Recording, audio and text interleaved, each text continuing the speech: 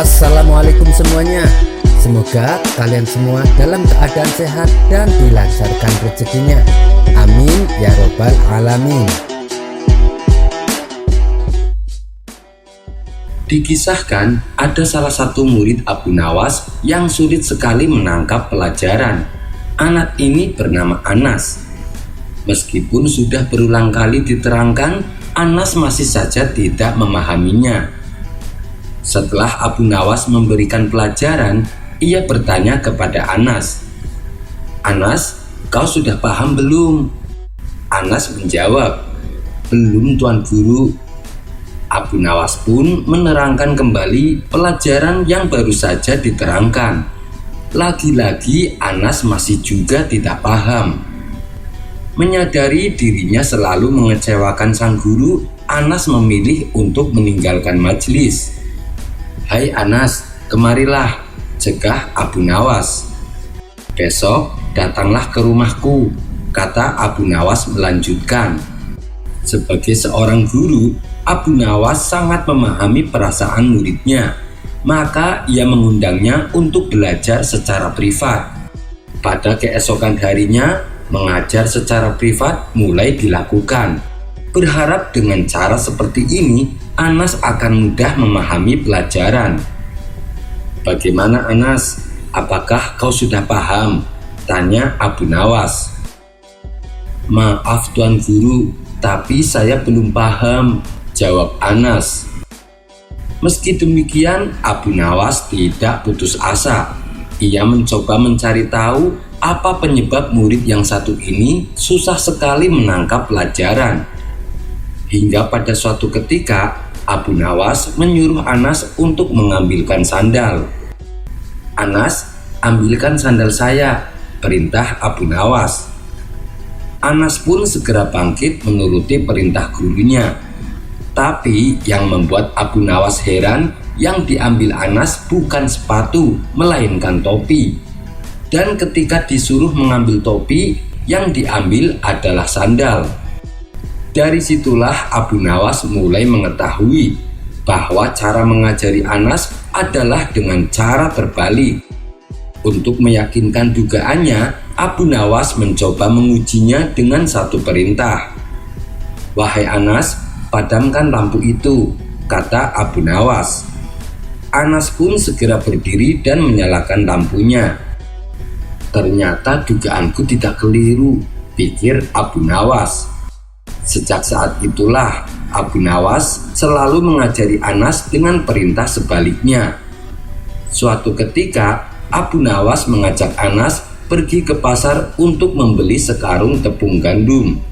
Karung tepung tersebut kemudian diletakkan di atas punggung keledai.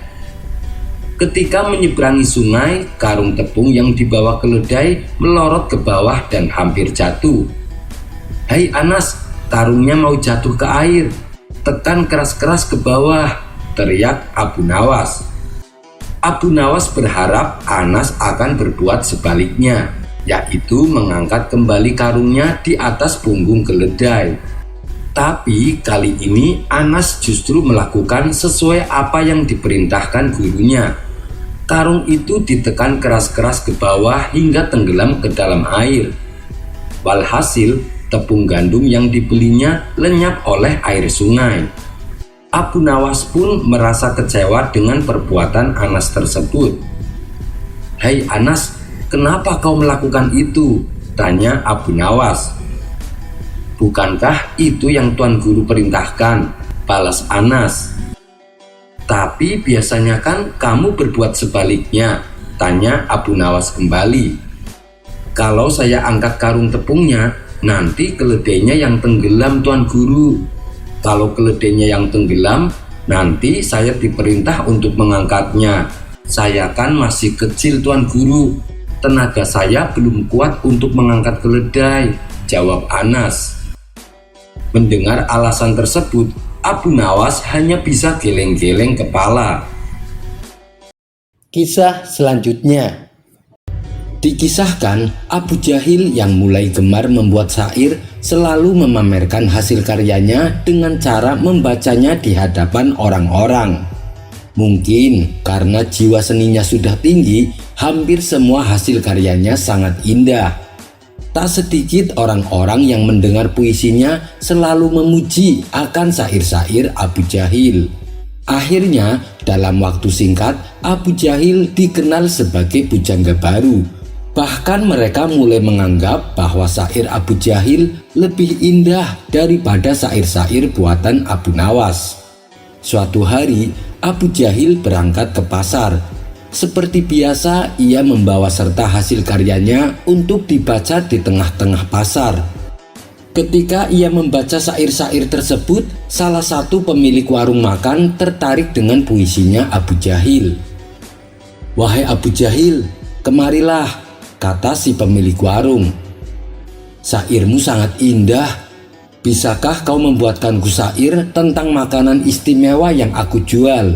tanya si pemilik warung melanjutkan. "Tentu saja bisa, tapi apa bayarannya untukku?" tanya Abu Jahil. "Kau tahu kan sop kambing, hidangan paling istimewa di warung saya. Buatkan aku syair tentang sop kambing. Nanti aku akan memberimu secara cuma-cuma," balas si pemilik warung. Mendengar hal itu, tiba-tiba terlintas di benak Abu Jahil akan sebuah ide. "Begini saja kawan, kita undang Abu Nawas, suruh dia beradu syair denganku. Siapa yang syairnya paling bagus, maka dialah pemenangnya," usul Abu Jahil. Tapi bukankah belakangan ini Abu Nawas sudah jarang membuat syair? Mungkin dia akan sedikit kesusahan, dan tentulah kau yang akan jadi pemenangnya, ujar si pemilik warung. "Justru itu, ini adalah kesempatan yang tepat untuk mempermalukan Abu Nawas," timpal Abu Jahil. Maka pada hari itu juga si pemilik warung mengutus orang suruhan guna menjemput Abu Nawas di rumahnya. Setibanya di rumah Abu Nawas, orang suruhan itu berkata, "Tuan Abu, Anda diminta datang ke tempat majikan saya." Abu Nawas bertanya, "Siapa majikanmu?" "Majikan saya adalah pemilik warung makan, Tuan Abu," jawab orang tersebut. "Ada perlu apa? Kenapa tiba-tiba mengundangku?" tanya Abu Nawas kembali. "Saya sendiri kurang tahu, Tuan Abu," jawab orang itu. Karena penasaran, akhirnya Abu Nawas memenuhi undangan juragan pemilik warung. Singkat cerita, datanglah Abu Nawas. Di sana, ia melihat si pemilik warung sudah berdiri menunggunya bersama Abu Jahil. "Wahai Abu Nawas, Abu Jahil menantangmu beradu syair. Apa kau siap?" tanya si pemilik warung. Abu Nawas yang tak ingin harga dirinya jatuh langsung mengiyakan tantangan tersebut. Tapi ada peraturannya, Abu Nawas. Syair yang dibuat harus bertemakan tentang sop kambing di warung ini. Bagi siapa yang paling bagus syairnya, maka dialah pemenangnya. Dan pemenangnya akan mendapatkan hadiah berupa hidangan sop kambing, kata si pemilik warung menjelaskan. Kemudian perlombaan pun dimulai. Abu Jahil mendapat giliran pertama. Dengan penuh penghayatan, Abu Jahil memuji akan kelezatan sop kambing lewat lantunan syair-syair indahnya. Orang-orang yang hadir berdecak kagum mendengarnya dan memuji akan kehebatan Abu Jahil. Sekarang tibalah giliran Abu Nawas. "Sebelum aku membacakan syair, bolehkah aku minta satu permintaan?" tanya Abu Nawas. "Apa permintaanmu, Abu Nawas?" tanya si pemilik warung. "Kalau tak ada hidangan sop kambing di hadapanku, aku susah membuat syair. Kalian sendiri kan tahu, belakangan ini aku disibukkan oleh pekerjaanku, sehingga tidak sempat membuat syair," ujar Abu Nawas. Permintaan Abu Nawas pun disetujui. Si pemilik warung segera menghidangkan sop kambing tepat di hadapan Abu Nawas. Tanpa menunggu lama, Abu Nawas yang kebetulan sedang lapar langsung melahapnya sampai habis. "Alhamdulillah, hidangan ini lezat sekali," puji Abu Nawas. Setelah kenyang menghabiskan sop kambing, ia pun segera meninggalkan tempat tersebut. Namun saat ia hendak melangkahkan kaki, Abu Jahil langsung menegurnya. "Hei Abu Nawas, mana sairmu? Kenapa kamu malah pergi setelah makan sop kambing?" tanya Abu Jahil. Dengan entengnya Abu Nawas menjawab, "Hai Abu Jahil, ketahuilah, sebaik-baik pujian kepada hidangan adalah dengan memakannya, bukan dengan membuat syair tentangnya." Abu Nawas pun berlalu dari hadapan Abu Jahil. Sementara si pemilik warung malah tertawa dengan kecerdikan Abu Nawas. Ia tanpa bersusah payah membuat syair, tapi ia bisa memakan sop kambing sampai kenyang. Kisah selanjutnya. Di suatu pagi yang cerah, Baginda Raja mengundang Abu Nawas untuk datang menghadapnya. "Wahai Abu Nawas, tadi malam aku mimpi bertemu kakek tua. Dia mengatakan kalau di dalam istana ini ada harta karunnya. Dan kata dia hanya kamu yang bisa menunjukkan di mana keberadaan harta karun tersebut," kata Baginda Raja. "Menurutku itu hanya bunga tidur saja, Paduka. Jangan terlalu percaya hal begituan," tutur Abu Nawas. "Tapi aku yakin kalau mimpiku ini bukan sembarang mimpi. Ini seperti sebuah petunjuk, Abu Nawas," ujar Baginda Raja. "Terus maunya Paduka bagaimana?" tanya Abu Nawas. "Aku ingin kamu secepatnya menunjukkan di mana keberadaan harta karun tersebut. Kalau sampai tidak ketemu, kamu akan saya hukum seberat-beratnya," ancam Baginda Raja. Seketika Abu Nawas langsung terkejut. Dalam hati ia berkata, "Masa hanya gara-gara mimpi aku akan mendapat hukuman? Ini pasti akal-akalan Paduka Raja saja. Ia ingin menjebak diriku." "Hei Abu Nawas, kenapa malah bengong? Ayo laksanakan tugasmu," bentak Baginda Raja. "Ampun Paduka yang mulia, beri saya waktu 3 hari. Saya ingin menemui kakek tersebut," ujar Abu Nawas. Mendengar hal itu, Baginda Raja kaget. Ia khawatir kalau Abu Nawas akan mengetahui tentang kebohongan mimpinya. "Untuk apa kau menemui kakek tua itu?" tanya Baginda Raja was-was. "Waktu itu saya lupa menanyakan di mana letak harta karun tersebut," jawab Abu Nawas. Setelah Baginda Raja menyetujuinya, Abu Nawas pun lalu dipersilahkan pulang. Setibanya di rumah, Abu Nawas terus memikirkan bagaimana caranya agar bisa lolos dari hukuman. Di saat ia sedang kebingungan, sang istri datang menghampiri. "Tolong buatin aku minuman teh," pinta Abu Nawas. "Wahai suamiku, kita harus hemat air. Sekarang sedang musim kemarau. Sumur-sumur tetangga sudah pada tidak mengeluarkan air. Beruntunglah kita, sumurnya masih ada air meskipun hanya sedikit," kata sang istri memberitahu. Rupanya berkat penjelasan sang istri, Abu Nawas menemukan solusi atas permasalahan yang tengah dihadapinya. Dan hari yang ditentukan pun tiba. Abu Nawas segera berangkat ke istana menghadap Baginda Raja. "Bagaimana Abu Nawas?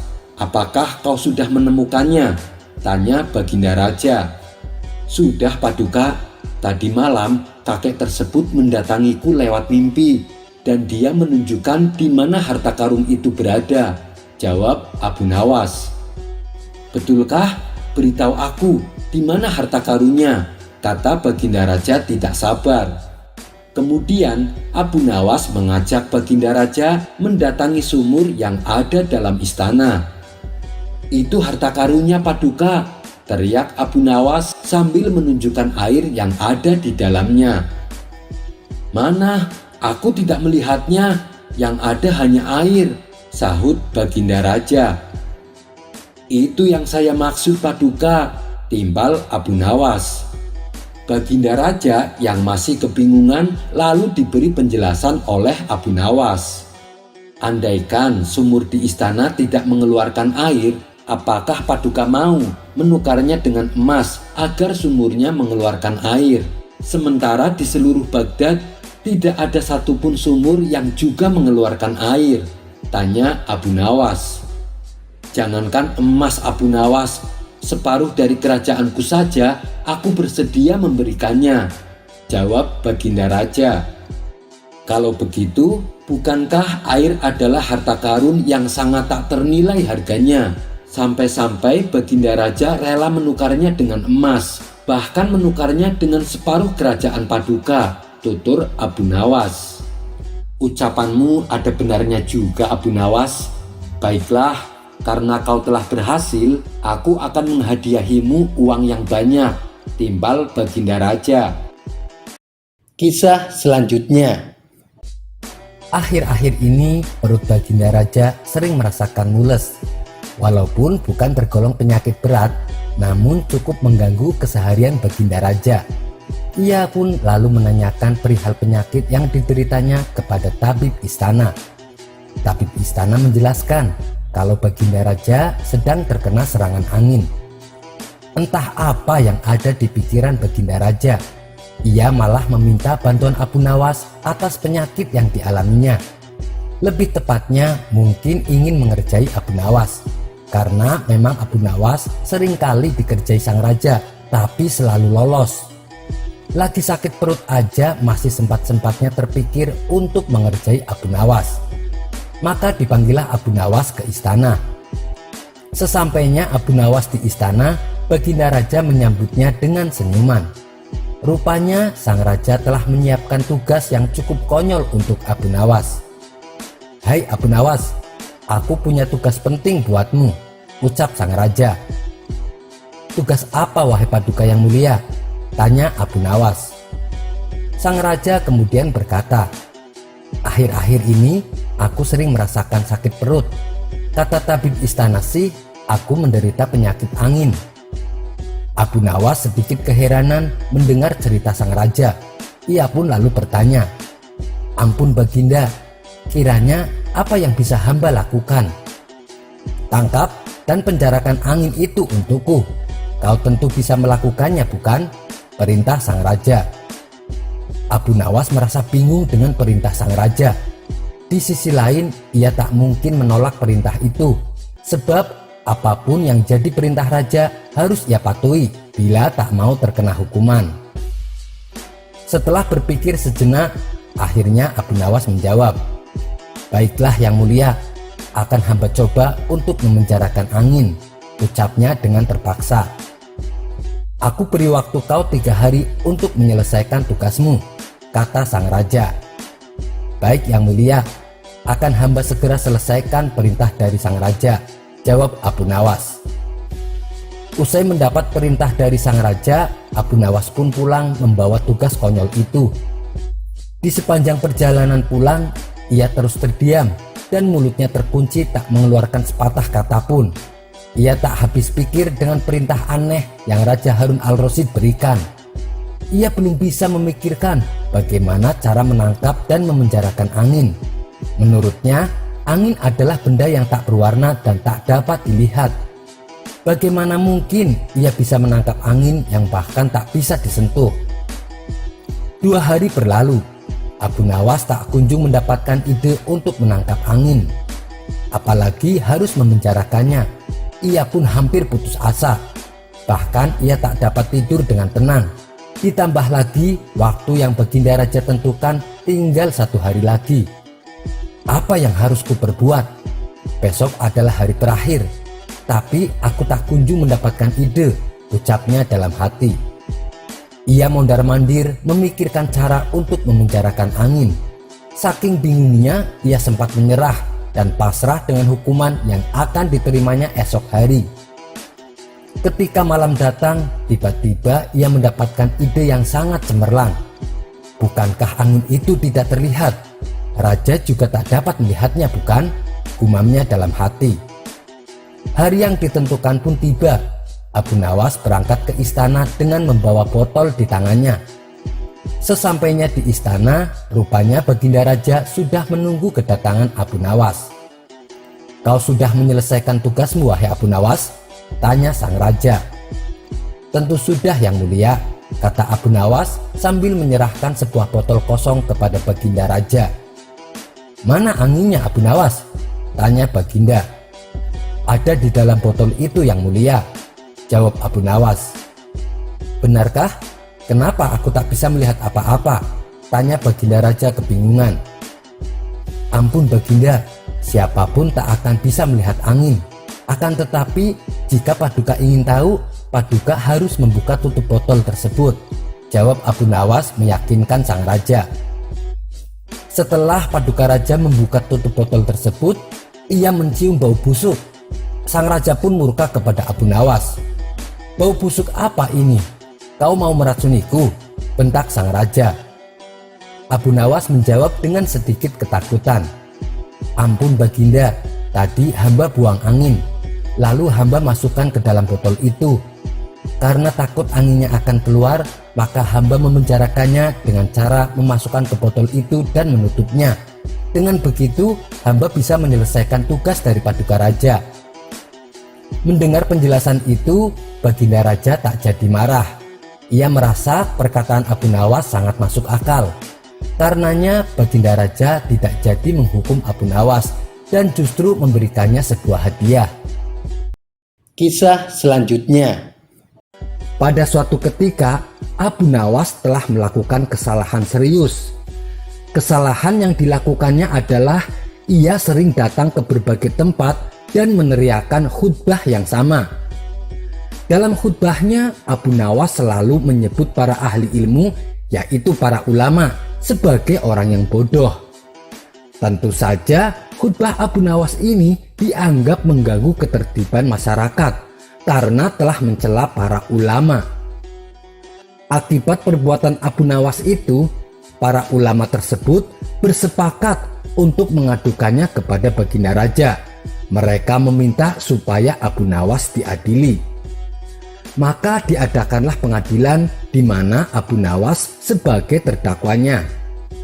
Di ruang persidangan tersebut sudah berkumpul beberapa ulama kota Baghdad. Mereka menuntut supaya Abu Nawas dihukum. Hei Abu Nawas, benarkah engkau berkata kalau para ahli ilmu adalah orang yang bodoh? Tanya Baginda Raja. Benar Paduka yang mulia, jawab Abu Nawas singkat. Apa alasanmu berbuat demikian? Tanya Baginda Raja kembali. Sebelum saya menjawabnya, izinkan terlebih dahulu hamba meminta beberapa kertas dan pena. Lalu bagikan kepada semua para ahli ilmu yang ada di ruang sidang ini, pinta Abu Nawas.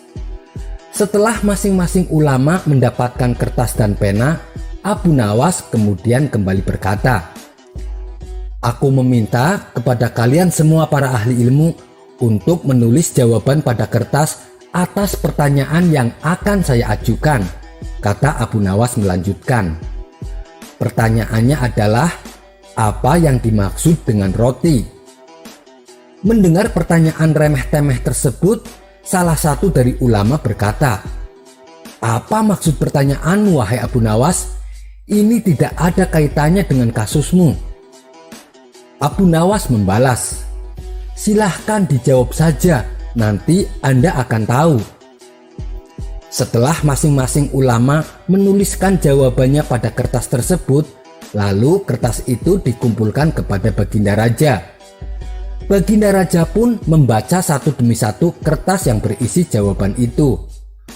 Ulama pertama menjawab, roti adalah sebuah makanan. Ulama kedua menjawab, roti adalah karunia dari Tuhan. Ulama ketiga menjawab, roti adalah terigu yang sudah dimasak. Ulama keempat menjawab, roti adalah makanan bergizi. Intinya, masing-masing ulama mempunyai jawaban yang berbeda-beda tergantung pemaknaan mereka akan sebuah roti.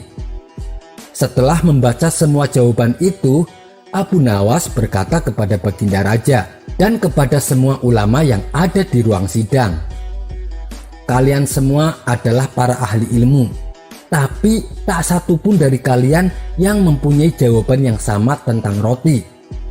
Wahai Baginda Raja, jika mereka tak bisa memiliki jawaban yang sama tentang roti, apakah mereka berhak menentukan khutbahku benar atau salah?